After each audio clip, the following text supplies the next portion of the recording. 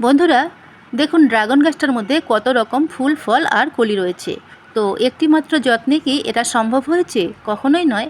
তার জন্য গাছের উপযুক্ত মাটি তৈরি, চারা নির্বাচন, গাছকে পর্যাপ্ত হার্ড খাবার দেয়া, লিকুইড খাবার দেয়া এবং বিভিন্ন সময় গাছকে বিভিন্নভাবে প্রুনিং করা হয়েছে। গাছকে উপযুক্ত পরিবেশ তৈরি করে দেওয়া হয়েছে। তো আমি অতি সংক্ষেপে ড্রাগন গাছের পছন্দের বিষয়গুলো সম্পর্কে আপনাদের বলে দিচ্ছি। আপনারা অবশ্যই কোনো ফল ধরার ডাল কেটে ড্রাগন গাছের চারা তৈরি করবেন। সে ডালটা যেন অবশ্যই লম্বা থাকে, কেটে ছোট করে ফেলবেন না। আর মাটির সমপরিমাণ গোবর সার এবং কিছু বালি এবং সামান্য চুনের গুঁড়ো মিশিয়ে মাটি তৈরি করবেন। গাছকে পুরোপুরি সানলাইটে বসাবেন।